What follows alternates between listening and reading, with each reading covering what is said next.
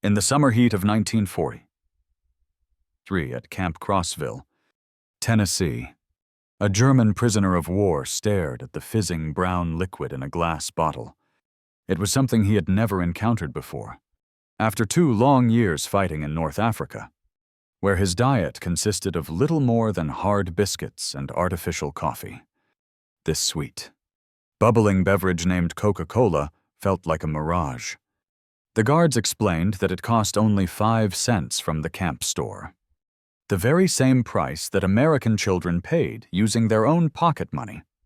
Throughout prison camps across the United States that summer, 371, 683 German prisoners would come face to face with a reality that completely contradicted the Nazi propaganda they had been taught about a weak and decadent America. They found themselves in a country where ice cream was a regular dessert, soft drinks were a part of daily life, and candy bars were so plentiful that guards would often hand them out for free. These simple pleasures, treats that most children back in Germany had only ever dreamed of, began to dismantle Nazi ideology in a way no formal re-education program ever could. The sheer volume of these goods spoke a language of its own, written in sugar, carbonation, and chocolate.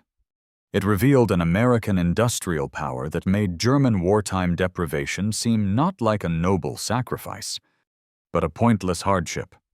What started as simple wonder at American sweets would eventually grow into a profound psychological shift. The end of the Desert War came with the surrender of the Afrika Korps in Tunisia in May 1943, an event that placed roughly 250,000 German and Italian soldiers into Allied hands. These were seasoned veterans who had served under the famous General Rommel, pushing British forces back across Egypt. They fully expected to be treated harshly as prisoners, having been told stories of American cruelty and deliberate starvation by Nazi propagandists. Instead, within hours of their capture, they were given American K rations. While American soldiers often complained about these field rations, to the Germans they were like a treasure chest filled with crackers, processed cheese, candy, fruit bars, instant coffee, sugar cubes, and cigarettes. For soldiers who had survived on meager rations for months, these emergency meals felt like a banquet.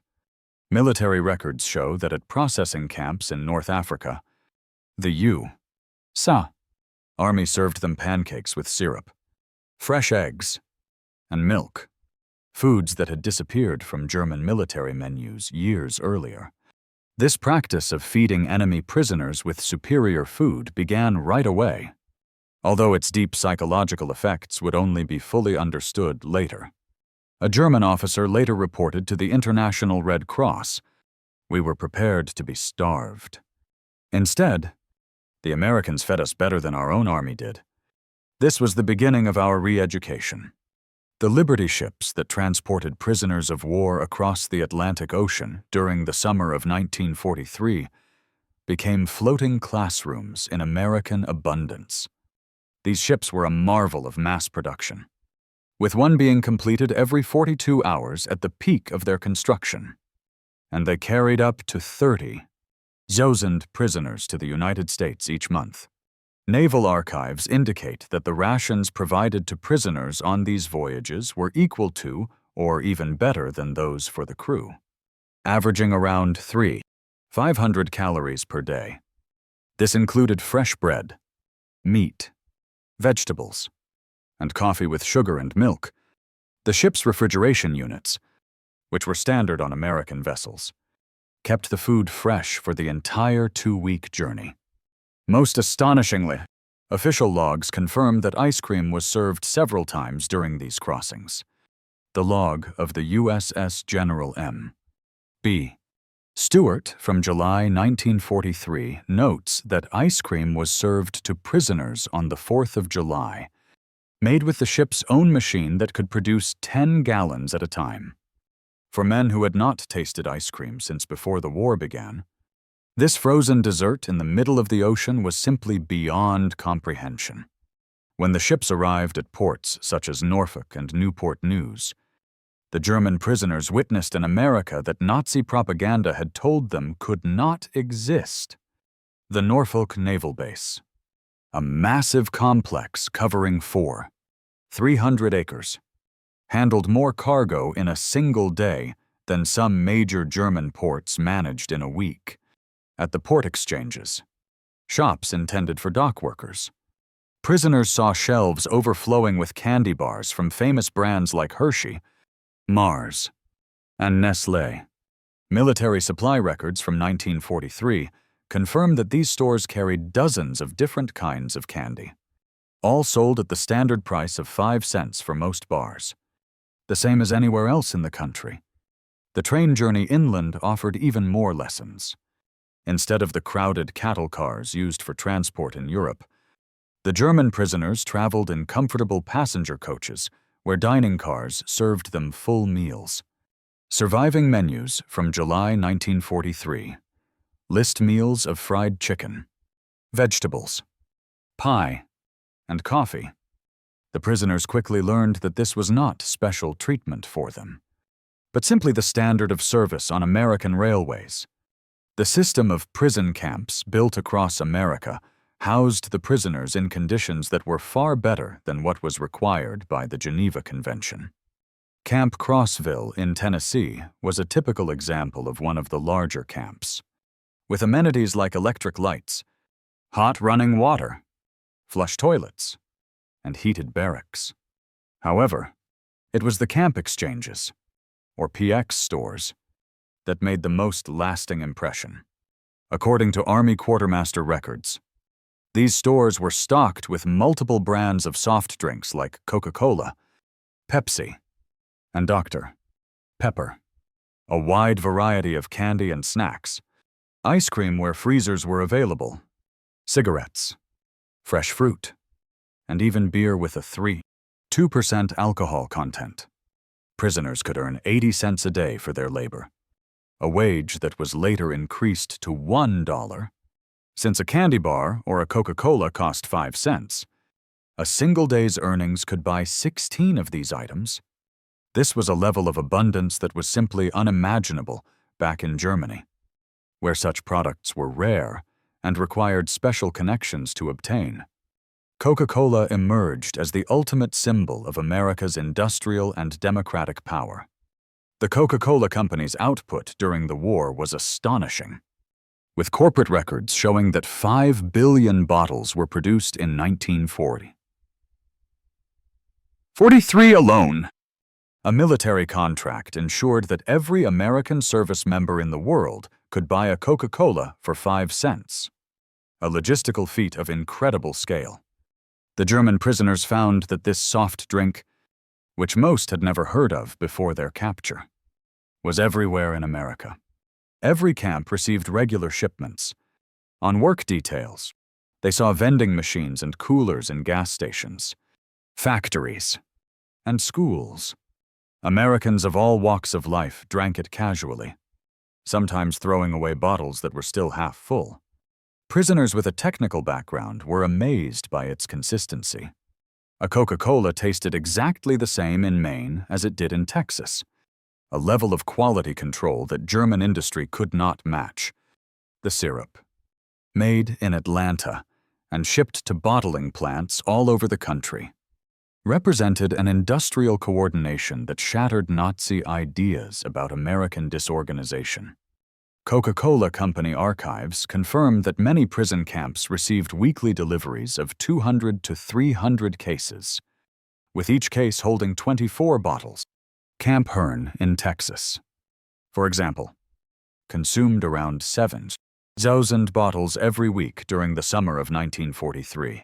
The availability of ice cream in American prison camps seemed like a fantasy to Germans who had not seen it since before the war.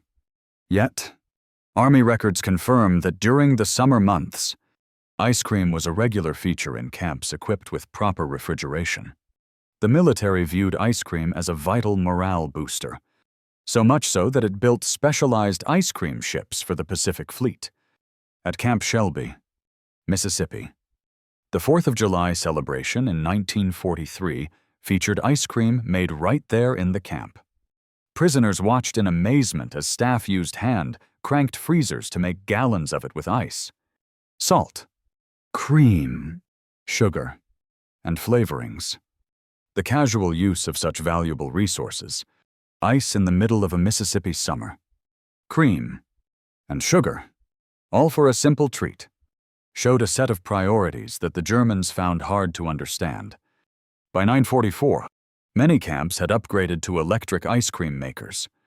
The variety of flavors available, including chocolate, vanilla, strawberry, and butter pecan, was greater than what most German ice cream parlors had offered even before the war. Prisoners could buy ice cream bars or sandwiches for 10 cents, or a cup with their choice of flavor. Army supply records show that larger camps would order between 50 and 100 gallons of ice cream each week in the summer. The frequency depended on the camp's location and the season. But this frozen luxury, which had vanished from German life, was a common enjoyment for the prisoners. The amount of sugar consumed in the American prison camps had a particularly strong effect. In Germany, sugar was a heavily rationed item, with civilians allowed only 280 grams per month, and that was only when it was available. In the American camps, bowls of sugar sat on the tables in the mess halls for anyone to use as much as they wanted. Quartermaster records from 1943 to 1945 show that camps received 100-pound bags of refined sugar on a weekly basis. The camp bakeries used sugar generously, and cakes, cookies, and pies were common items on the menu. Sugar was used freely to sweeten coffee, tea, and cereals. A well-documented event at Camp Aliceville, Alabama, highlights this cultural difference. In August 1943, the humid weather caused several hundred pounds of sugar to harden into solid blocks. Instead of going through the trouble of steaming it to recover it, as would have been done in Germany, the kitchen staff simply threw it away and ordered a new shipment. The German prisoners who worked in the kitchen were reportedly horrified by such waste. The way Americans consumed chocolate revealed a democratic kind of abundance. Major companies like Hershey, Mars, and Nestlé were producing millions of chocolate bars every month. Even with wartime restrictions, the military alone bought 380 million pounds of chocolate products during the war. The prison camp exchanges offered many different kinds of chocolate. The classic Hershey bar, emergency D-rations, and various other candy bars were available for 5 to 10 cents. The prisoners observed that Americans even had preferences among different brands, choosing one over another as a matter of simple taste. The monthly Red Cross packages that prisoners received also contained chocolate bars. American Red Cross records show that a standard package included a chocolate bar, instant coffee, cheese, crackers, canned meat, cigarettes, and soap. These packages were a supplement to their regular meals, providing luxury goods that were better than the basic rations German civilians received. Thanksgiving in 1943 was a new experience for the German prisoners, introducing them to an American holiday centered on abundance. This uniquely American celebration showcased a national level of coordination and consumption that far surpassed anything in Germany. Army records confirm that every single prison camp served a traditional Thanksgiving dinner, complete with roast turkey, stuffing, mashed potatoes and gravy, sweet potatoes, cranberry sauce, vegetables, and pumpkin pie, along with coffee and milk. The logistics involved in providing a full turkey dinner to 425,000 prisoners of war, on top of millions of American soldiers around the world, demonstrated an incredible organizational ability. The fact that German prisoners were served the same meal as American soldiers also sent a powerful message of equal treatment, which stood in stark contrast to the racial hierarchies of Nazi ideology. Christmas of 1943 brought an unexpected display of generosity from American civilians. Church groups, local clubs, and private individuals sent gift packages to the German prisoners. The American Friends Service Committee alone sent out 50 POWs, 1,000 Christmas packages to enemy prisoners. These packages usually contained homemade cookies, candy, toiletries, games, books, and writing materials. Communities near the camps often offered additional support. In Tonkawa, Oklahoma, local residents brought homemade treats to the prisoners at Camp Tonkawa. In Hearne, Texas, church groups delivered Christmas cookies and candy to Camp Hearne. This kindness from civilians towards their enemies was a direct challenge to the core beliefs of Nazi ideology. Americans whose own family members were fighting and dying in the war against Germany still showed charity to German prisoners, demonstrating a strength that came from compassion, not revenge. As labor shortages in the United States grew more serious, German prisoners were increasingly put to work outside the camps, where they saw American food production up close. By 1944, about 100,000 prisoners were working in agriculture and food processing, giving them a detailed look at American abundance. In the orchards of Michigan, prisoners picked cherries that would be used to make maraschino cherries, the bright red garnish for ice cream sundaes. The sheer quantity was overwhelming, with a single orchard producing tons of fruit just for decorative purposes. In the canneries, prisoners saw quality control standards that resulted in perfectly good food being rejected for small flaws.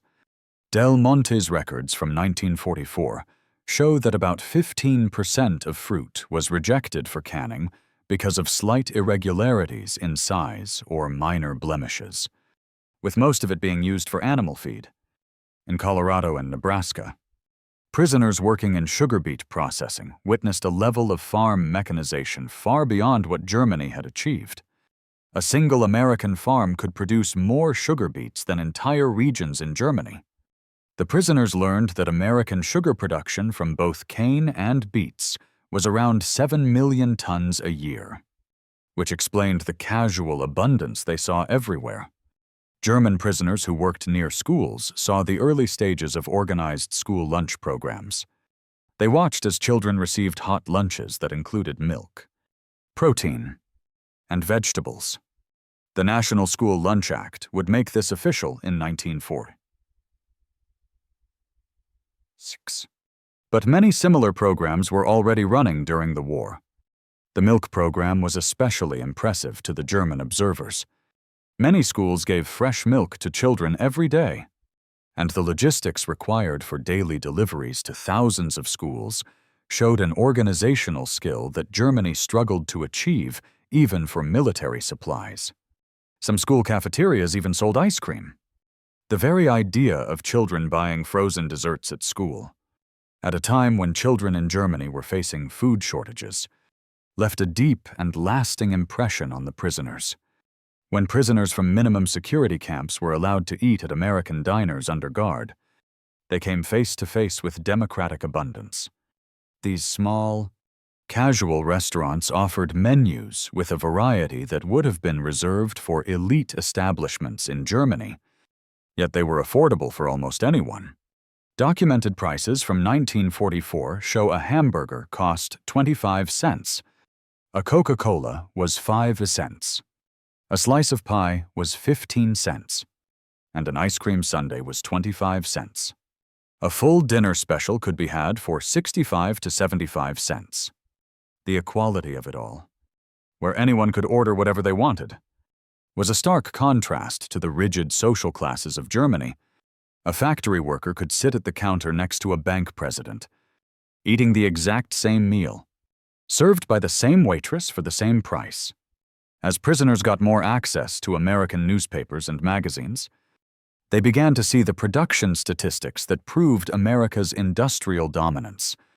The published figures for 1944 were staggering, showing approximately 7 million tons of sugar, 380 million pounds of chocolate products for the military alone, and over 500 million gallons of ice cream. Coca-Cola had already produced 5 billion bottles in 1943, and milk production stood at 119 billion pounds. During that same time in Germany, sugar was strictly rationed and came mostly from beets. Chocolate was reserved for the military. Soft drink production was almost non-existent. Ice cream was a distant memory, and milk was severely rationed. These numbers, printed openly for anyone to read, showed that America's wartime production levels were higher than Germany's had ever been, even in peacetime. By late 1944, a remarkable reversal had occurred. German prisoners of war were now sending food packages from America to their families in Germany, rather than the other way around. Using the wages they earned in the camps, prisoners bought American goods like chocolate bars, instant coffee, and canned foods to mail home. International Red Cross records confirm this trend. Over the course of their captivity, German prisoners in America sent about 11 million parcels to Germany, most of them containing food.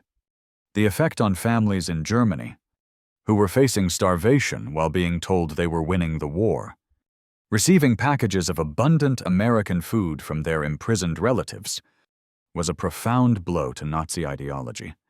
The rationing system put in place in America during the war further highlighted the vast difference between the two nations. Americans complained about their sugar ration of 2 pounds per person each month, which was more than 3 times what Germans were allowed, when they could get it at all. The American meat ration of 28 ounces per person per week was more than what Germans received in a month. Even with rationing, Americans were consuming food at a level that Germans would have considered an impossible luxury. Records from the Office of Price Administration show that in 1944, the average American purchased 74 pounds of sugar, even with rationing, which was 10 times the German consumption rate. Beyond just Coca-Cola, the prisoners discovered America's massive soft drink industry. Brands like Pepsi Cola, Dr. Pepper, RC Cola, and Orange Crush competed for customers all over the country. The sheer variety, with multiple companies making similar products, was a testament to a market-driven abundance that was impossible under Germany's state-controlled economy. Bottling plants operated in every major city, using standardized and efficient technology for carbonation, bottling, and labeling. A single plant could produce millions of bottles a year, and the distribution network reached every small town and gas station. By the end of the war, American soft drink production had reached billions of bottles annually, enough for dozens of bottles for every American citizen each year. The output of this single industry was greater than that of entire sectors of Germany's consumer economy. The spring of 1945 delivered the final, decisive blow to the prisoners' worldview. As American troops advanced into Germany, newsreels shown in the prison camps featured footage of American GIs handing out chocolate and gum to German children. Seeing the pure joy on the faces of these children as they received American candy, something their own government could not provide, completed the ideological demolition. The contrast was undeniable. American soldiers fighting in enemy territory had enough extra candy to give away freely, while the German state that had promised them a glorious empire had delivered only starvation. Films from the liberation of concentration camps showed American soldiers sharing their own rations with the emaciated survivors, a powerful display of humanity towards the victims of the very regime the German soldiers had served. Between 1945 and 1946, the German prisoners of war were sent back to a homeland that lay in ruins. Many of them had gained a significant amount of weight during their time in American camps. While their families back home had lost weight due to starvation, they brought with them the knowledge of American abundance to a land of absolute scarcity. Medical exams showed that the prisoners were generally returning in better health than when they were captured, while their families had been weakened by years of deprivation. This physical evidence of American plenty versus German hardship was impossible to ignore. Many prisoners brought home final Red Cross packages filled with chocolate, coffee, and canned goods, which became treasured possessions for their families. Children who had forgotten what chocolate tasted like were given Hershey bars by fathers who had eaten ice cream regularly in a prison camp. These former prisoners of war became some of the most unlikely and effective supporters of the Marshall Plan. They had personally witnessed an American abundance that was not based on conquering others, but on production.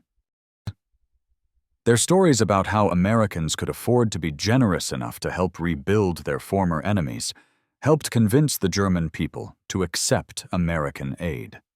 These men understood that America's real power came from its ability to produce, not its ability to take. They had seen a society so wealthy that it could afford to waste food while fighting a war on a global scale. This new way of thinking, focusing on creation instead of conquest, helped shape West Germany's economic strategy. The German economic miracle of the 1950s was built in part on the knowledge that former prisoners had gained in American camps. Those who had seen American production methods, distribution networks, and consumer culture firsthand applied these lessons to the reconstruction of Germany. They had learned that mass production could make luxury goods affordable for everyone. That standardization led to better quality and efficiency, and that a society with abundant consumer goods was more politically stable. The lessons learned through Coca-Cola and ice cream proved that a democratic, industrial society could outperform an authoritarian one. These lessons helped shape a new generation of German business and political leaders. The transformation of German prisoners of war through their experience with American food abundance is well documented in military quartermaster records, international Red Cross reports, corporate archives like those of Coca-Cola, censored prisoner correspondence, post-war interviews, and academic research. Arnold Kramer, a leading historian on this subject, concluded that food abundance was the central factor in their ideological change. His work confirmed that the casual, everyday plenty in America achieved what no formal re-education program could: the complete destruction of the myth of Nazi superiority. The statistics tell a clear and undeniable story.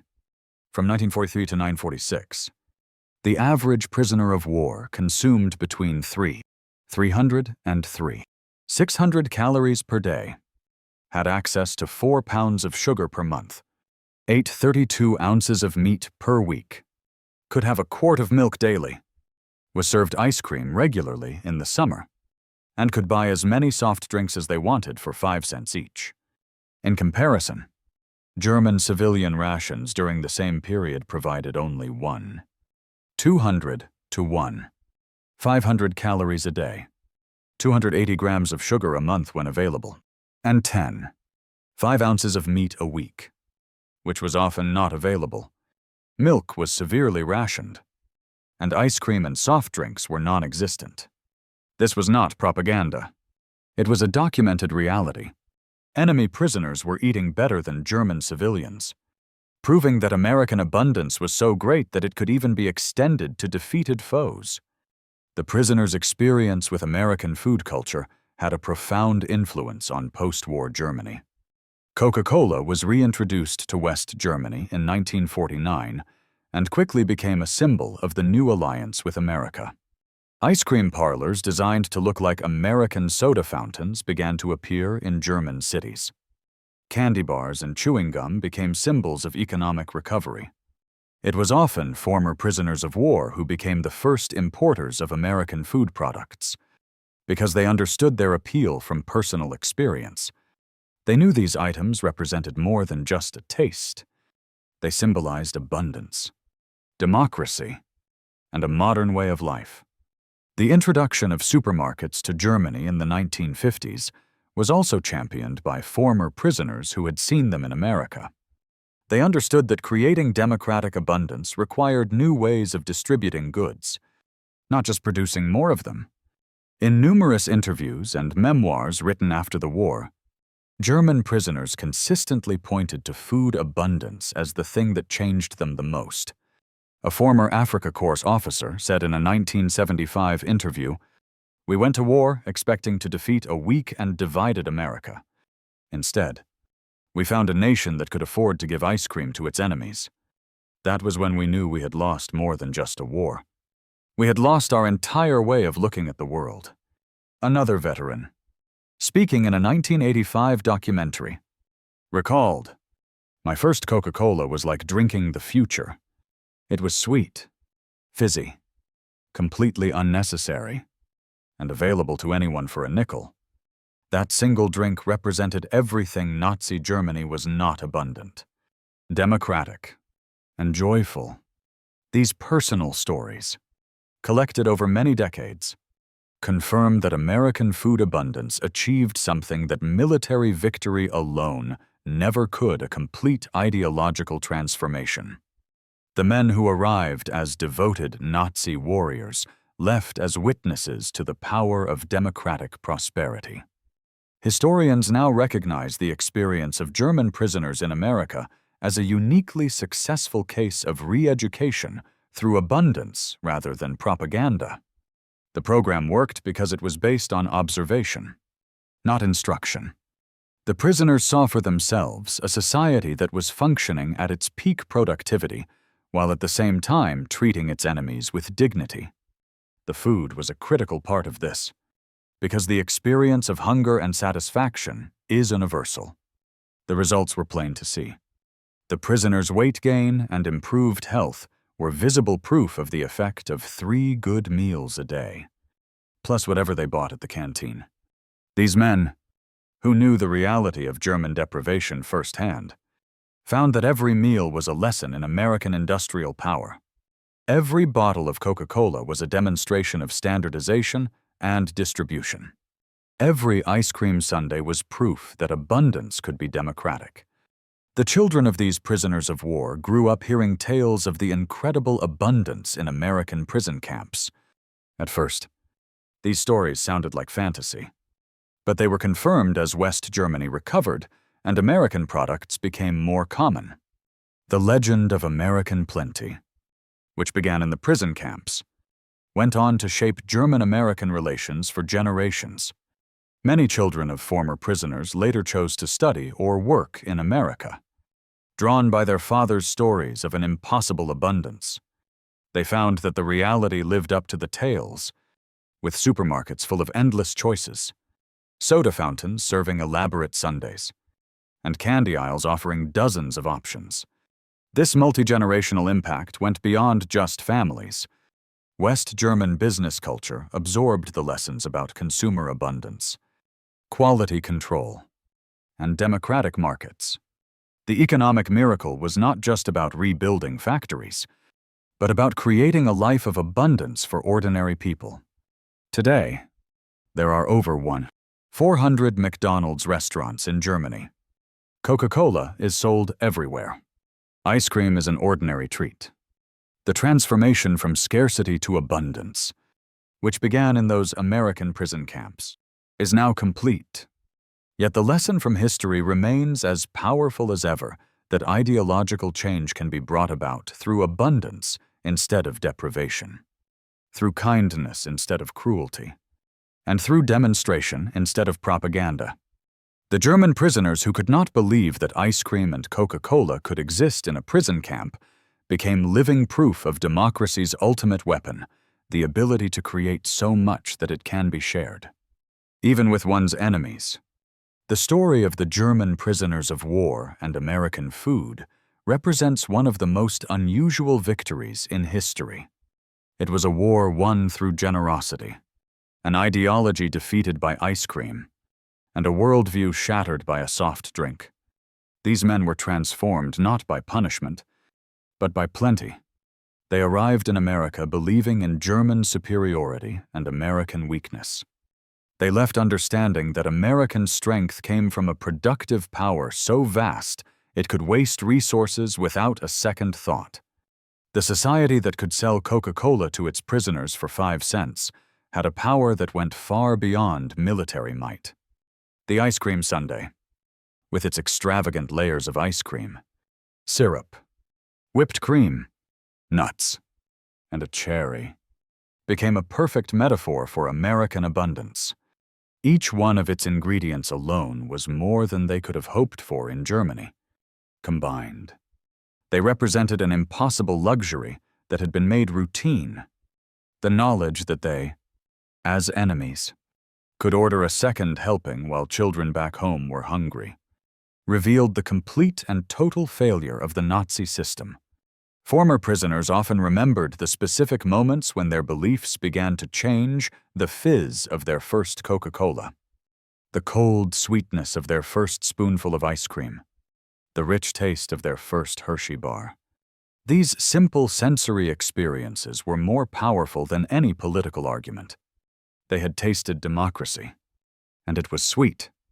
The change was total and permanent.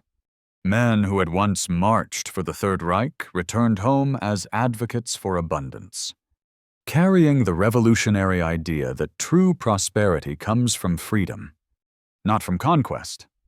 They had learned that America's greatest secret weapon was not a bomb, but its ability to give ice cream to its enemies. In the end, the bottles of Coca-Cola and the dishes of ice cream served in American prison camps accomplished what armies could only begin to do. They completely changed the hearts and minds of the enemy. The German prisoners of war, who could not believe such abundance was real, became its most powerful witnesses, taking home the truth that democracy tasted like chocolate and freedom fizzed like a carbonated drink. Their story serves as a reminder that sometimes the greatest victories are not won through destruction, but through demonstration. Not by taking, but by giving. And not through hatred, but through the simple act of serving ice cream to an enemy on a hot summer day. The men who experienced American abundance as prisoners became freedom's most unlikely ambassadors, forever transformed by the impossible reality of Coca-Cola and ice cream in American prison camps.